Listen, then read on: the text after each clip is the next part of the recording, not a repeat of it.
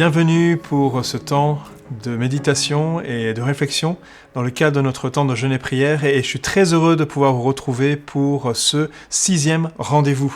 Nous sommes dans un temps de réflexion, de prière, dans lequel nous laissons le Saint-Esprit travailler nos cœurs et nous amener à ressembler davantage à Jésus-Christ. Et c'est pour cela que nous explorons chaque jour une facette du fruit de l'Esprit qui se manifeste à travers l'Esprit de Dieu qui travaille en nous. C'est l'amour, la joie, la paix, la patience, la bonté, la bienveillance, la foi, la douceur, la maîtrise de soi. Et aujourd'hui, j'aimerais m'arrêter sur cette 6e facette du fruit de l'Esprit, qui est la bienveillance. Qu'est-ce que la bienveillance ? C'est une disposition d'esprit inclinant à la compréhension, à l'indulgence envers autrui, ou la motivation à respecter autrui et à agir pour son bien. C'est ce qu'on lit dans la définition du dictionnaire. Comment elle se manifeste ? Elle se manifeste de façon très concrète. Quand on lit le texte que j'ai lu dans Galates 5, des traducteurs ont choisi de mettre à la place de bienveillance, de mettre service aux serviabilités, puisque la bienveillance se manifeste très concrètement au quotidien, par des actes bienveillants qui cherchent le bien de l'autre. C'est ce que veut dire veiller le bien, veiller bienveillance. On veille pour faire du bien sur les autres. Et puis, ça donne aussi en français, ça a donné avec une racine latine, le benevolence, qui a donné le mot bénévolat que l'on connaît bien, puisque c'est l'acte de pouvoir se mettre au service des autres sans attendre une rétribution, une contrepartie en échange. Et ça, c'est vraiment côté particulier de la bienveillance, c'est que notre motivation est de chercher à faire le bien.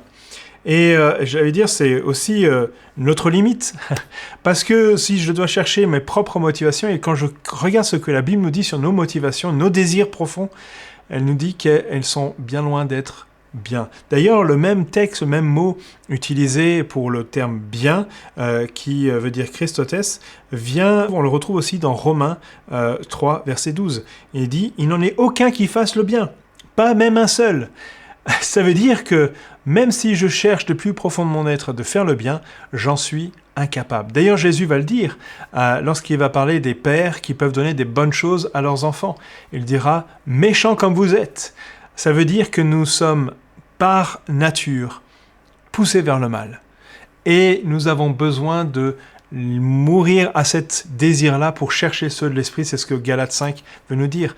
Galates 5 d'ailleurs nous écrit, lorsqu'il décrit le fruit de l'esprit, il met ça en opposition avec ce qu'il appelle des œuvres de la chair, ou aussi ce qu'il est appelé à être des actions malveillantes bien souvent envers les autres personnes. On en détrouve quelques-uns, par exemple la haine, les querelles, les jalousies, les accès de colère, des rivalités, les dissensions, les divisions, et j'en passe.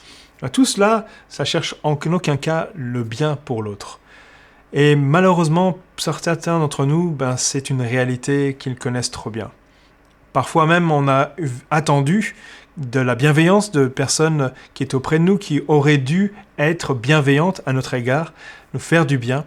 Eh bien, elles nous ont malheureusement blessés, elles nous ont malheureusement amené de l'amertume, elles nous ont amenés à être déchirés, parfois à être abusés. Et nous avons parfois vécu ces choses-là. Et c'est pour ça que la bienveillance peut avoir un goût amer pour certaines personnes. Et malheureusement, aujourd'hui, pour beaucoup, on utilise ce mot bienveillance à beaucoup de sauces, que ce soit utilisé dans le cadre de l'entreprise, que ce soit utilisé dans le cadre de l'éducation, de la famille, dans plein d'autres domaines, c'est utilisé. Et le constat qu'a fait un journaliste est de dire, d'une manière générale, on attribue une connotation négative à toutes les idées liées à la bienveillance et aux ondes positives. Pourquoi ? Parce que la motivation profonde n'était pas là, de faire le bien. Et donc, naturellement, quand quelqu'un se dit « je vais être bienveillant », eh bien, on a un goût amer lorsqu'on entend cela. Mais j'ai une bonne nouvelle pour nous. C'est que Dieu, lui, est pleinement et entièrement et véritablement bienveillant. C'est pour ça que lorsqu'on vient dans sa présence, on découvre son plan parfait, bienveillant à notre égard. Vous pouvez lire, par exemple, le premier chapitre de la lettre aux Éphésiens de Paul, qui décrit, et j'aimerais vous juste en lire quelques éléments, de telle façon à ce que vous puissiez comprendre quel était le projet de Dieu, même avant la création du monde. Il dit « Béni soit le Dieu et Père de notre Seigneur Jésus-Christ, qui nous a bénis de toute bénédiction spirituelle dans les lieux célestes en Christ. En lui, Dieu nous a choisis avant la création du monde pour que nous soyons saints et sans défaut devant lui. Dans son amour, il nous a prédestinés à être ses enfants, adoptifs par Jésus-Christ. C'est ce qu'il a voulu, dans sa bienveillance, pour que nous célébrions la gloire de sa grâce dont il nous a comblés dans le bien-aimé. Dans sa bienveillance. Sa bienveillance dépasse tout notre entendement, toute notre compréhension. Et elle vient amener une vie nouvelle. Elle vient contre tout ce qui a pu être malveillant à notre égard, afin de guérir notre cœur, afin de transformer notre cœur et donner une vie nouvelle.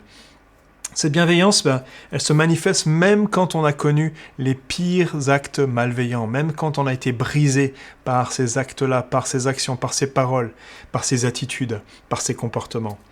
D'ailleurs, c'est ce que Paul va dire aussi dans Romains, au chapitre 8, verset 28. Nous savons du reste que les intentions bienveillantes de Dieu sont à l'origine de tout ce qui nous arrive. Dieu fait concourir toutes choses au bien de ceux qu'il aime, car c'est conformément à son plan qu'ils ont été appelés au salut. Dieu a des intentions bienveillantes, même au travers de ces situations-là. Il peut renverser ces choses malveillantes, mauvaises, pour les rendre bienveillantes, bonnes à notre égard, parce qu'il fait un travail en profondeur. Il manifeste son plan malgré nous. Et j'aime voir ça parce que Dieu, ce qu'il fait dans ces moments-là, c'est que non seulement il vient contrecarrer tous ces plans du destructeur, de celui qui vient enlever, détruire ce que Dieu veut faire dans notre vie, mais en plus, il peut créer en moi le désir et le vouloir de faire quelque chose de bien. C'est ce que nous lisons dans Philippiens au chapitre 2, verset 13. Il dit « En effet, c'est Dieu qui produit en vous le vouloir et le faire pour son projet bienveillant. » Et ça m'amène à me dire « Mais Seigneur, quels sont ces projets bienveillants? Qu'est-ce que tu as suscité en moi? Quel est le vouloir et le faire que tu veux susciter en moi ?» Et c'est ce qui est passionnant avec Jésus, c'est que plus je vis avec lui, plus j'avance avec lui, plus il va mettre en moi des choses particulières qui vont être bienveillantes dans mon entourage. Et c'est comme ça qu'il nous transforme petit à petit pour ressembler davantage à Christ. Il va me mettre à cœur des actes bienveillants dans mon entourage, dans ma famille, dans mon entreprise, dans mon lieu d'études, peu importe le lieu où Dieu a choisi de vous a placé, il a un projet bienveillant qu'il veut manifester à travers vous. Alors, j'aimerais conclure tout simplement en vous demandant de prier, demandant à Dieu de chercher les motivations profondes, de bien se révéler sa bienveillance, et afin que vous puissiez vous-même être un acteur de bienveillance tout autour de vous. Que Dieu vous bénisse et à très bientôt.